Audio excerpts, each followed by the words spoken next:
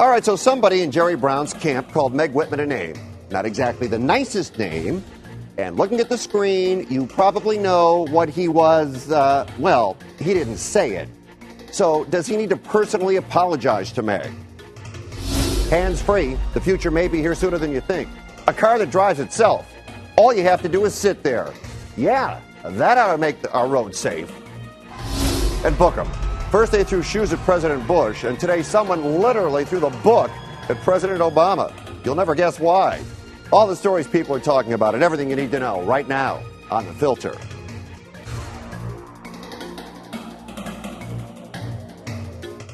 Hello again off the top. It's The Filter 4 for our top 4 of the day, including you.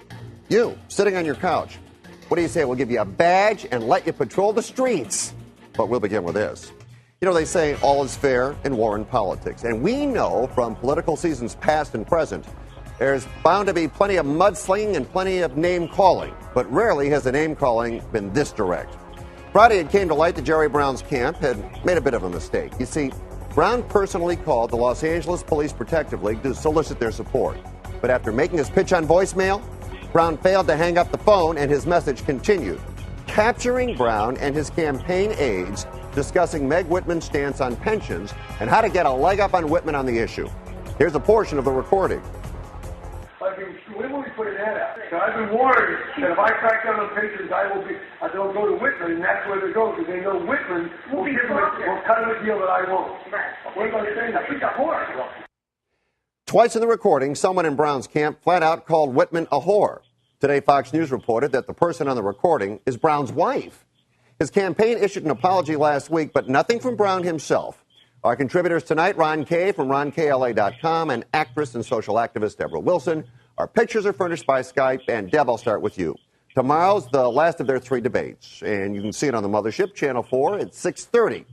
At that debate, do you think Brown should personally apologize for the remarks?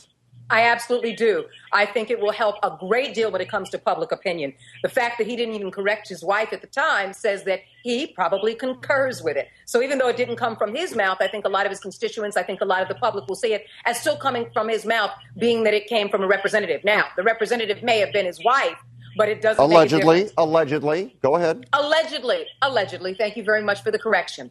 But also within the context, I think most people, let's be real, most people realize that they weren't talking about her actually prostituting herself. They're talking about prostituting herself in a certain context, as in she'll cut a better deal. She'll sell to the lowest bidder or the highest bidder. So we understand that there was a political reference in calling her a whore, that it was not a personal slant. Sure it was. That's how I'm going to play devil's advocate. Sure it was a personal slam. Of course it was a personal slam. There's no way to look at it. It was. No, it was. Let me finish, please, and I will explain. It wasn't a personal slant as in calling this woman a whore as if she actually goes out and solicits her body for money. Oh, for the That's love number of God. one. Come We're on, talking Deb. about within the Come on, context Deb. of Deb, a political Deb. decision. No, we know Ron, what this woman was saying. no. Yes. Ron, go ahead. No, Ron, go ahead. Well, is there anybody who's ever held an office or spent a lot of money to win an office who isn't a political whore? The really shocking thing in the whole tape is that the entire conversation, Brown admits that he's a demagogue at heart, which means that he'll do anything to pander to the popular prejudices and desires, which is in fact a political whore. And it's ridiculous for him to have this conversation. When you really listen to it, all you hear is the outrageous cynicism of the people running these campaigns. Neither one of these people has offered a concrete solution to the $20 billion deficit, to the enormous problems facing the once golden state of California. I mean, it's sickening listening to this debate over her maid, over who's a whore, who's a demagogue. I mean, I'm voting none of the above. I can tell you that. Well, all right. So, Deb, you have your opinion. Ron, you have your opinion. You've both indicated at one time or another here they're both whores. So what does it come down to for the governor? Who's the lesser of two whores? Is that who you vote for? I'm voting for neither. Neither one of you were voting for either one. Okay. Here's somebody It's you voted for. It's going to be a tough choice for everybody. All right. Here we go. Love him or hate him. Mayor Villaraigosa is in office until 2013. And while Some might feel his main goal is to make a name for himself and make himself a celebrity. He actually is working hard for the city of LA and working hard to make sure the city is better off when he leaves. One of the mayor's main goals of late has been 3010, accomplishing 30 years of transportation construction in 10 years, including the subway to the sea. Got a big vote of confidence today in Washington. After meeting with the president, Obama made a renewed pitch for $50 billion of new roads and railways in this country. It's a program he says will create a plethora of new jobs. The president says the government will be able to generate the $50 billion, but some think raising the gas tax could be on the horizon. One expert says a tax could have to be as high as an extra 25 cents per gallon. Extending metro lines and building a subway to the sea. Would that be worth an extra 25 cents a gallon, Ron? Well, this is the whole Measure R that created this extra half-cent sales tax on top of a previous 1-cent sales tax is so outrageous. It's not a transportation system. It's a boondoggle for unions, contractors, lobbyists, consultants, and the rest. I mean, half the money goes into the subway to the sea that will leave the west side and most of the town more congested than when it's built because the system doesn't link up. There's only one element of this program that does any good, and that's connecting all the existing rail and subway lines with the downtown connector that they forgot to connect up. There isn't a system. This isn't systemic. It doesn't serve the people. They're cutting services and raising fares, even as we're going to spend all this money. And it's not 30 years of constructions, Fred. It's 30 years of spending in 10 years, and we'll continue to pay for the next 20, and then we'll need a real transit system that'll cost a lot more money. This is nothing but a boondoggle that doesn't serve the public interest. Debbie, you have 50 seconds. Another quarter to pay for a gallon of gas, and then we'll have more mass transit. What do you think?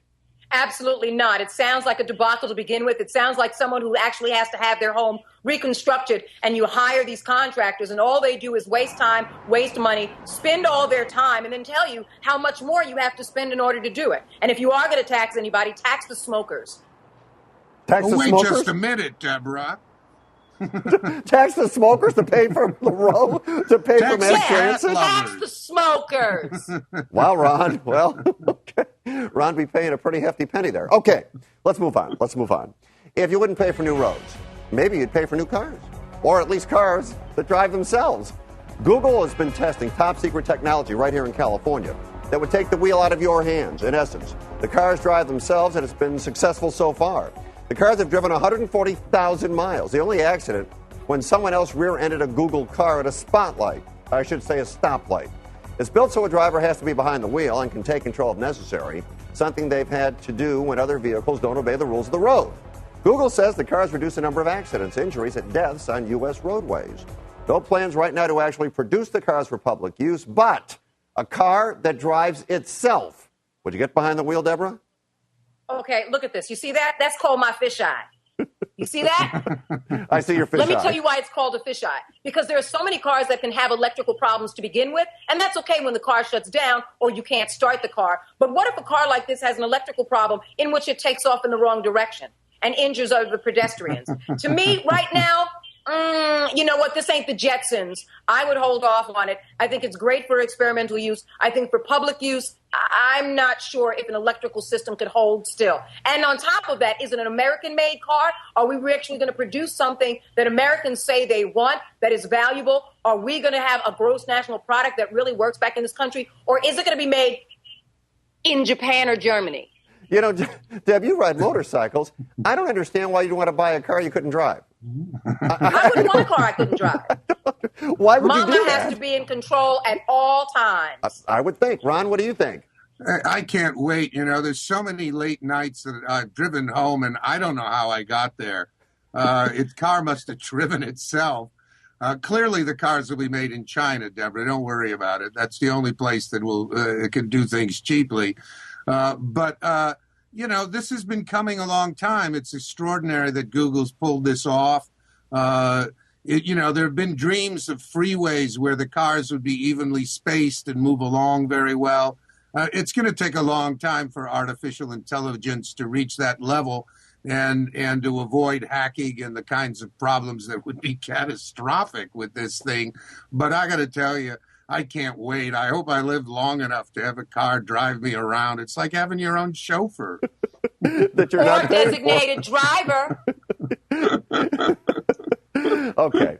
Well, now let's talk about this. With Los Angeles facing a $485 million budget deficit, the city's got to be creative when it comes to saving money. You would agree with that. How about this?